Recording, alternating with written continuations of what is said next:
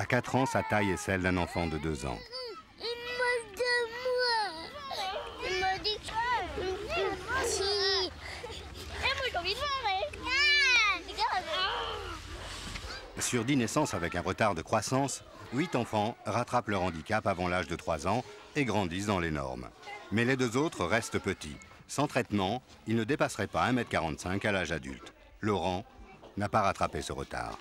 Kamel, tu viens? On va s'installer à la table. Un traitement par l'hormone de croissance l'aiderait à grandir normalement. Tous les carrés. Sa sœur, Catherine, est née avec le même problème. Catherine était très petite comme Laurent, mais elle avait une allure de petite poupée. Donc, en fait, elle était très maternée par les grands et il fallait intervenir souvent pour lui dire, pour leur dire, bon, c'est pas une poupée, laissez-la vivre sa vie. La mère de Catherine et de Laurent est manipulatrice au service radiologie à l'hôpital de la Pitié-Salpêtrière. Je mesure 1,45 m.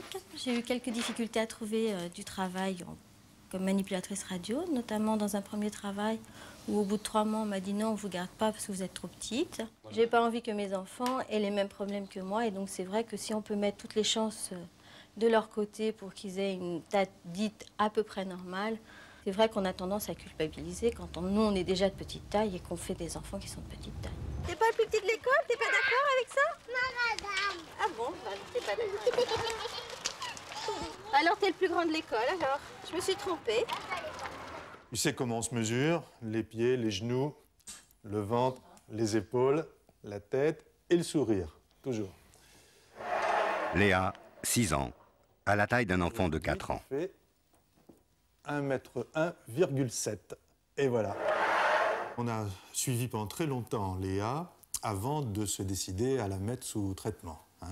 Le problème chez elle est un problème purement de petite taille et on a convenu depuis quelques mois d'essayer de l'aider par un traitement par hormone de croissance. Un traitement par hormone de croissance a été entrepris chez cet enfant à ce moment-là, il y a maintenant 4 mois, et on observe déjà un bon début de rattrapage de son décalage de taille. Si Léa pouvait mesurer plus tard entre 1,55 m et 1,60 m, ce serait vraiment un très bon résultat. Très tôt, dès tout bébé, dès vers l'âge de 1 an, déjà, elle n'avait pas la taille d'un enfant de 1 an. Et plus les années avançaient, et plus elle stagnait par rapport aux autres.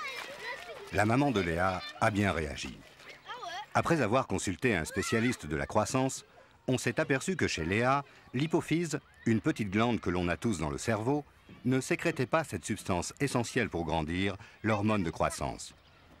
Pour que Léa grandisse normalement, chaque jour, elle reçoit une injection d'hormones de croissance de synthèse, parfaitement identique à celle fabriquée par l'homme.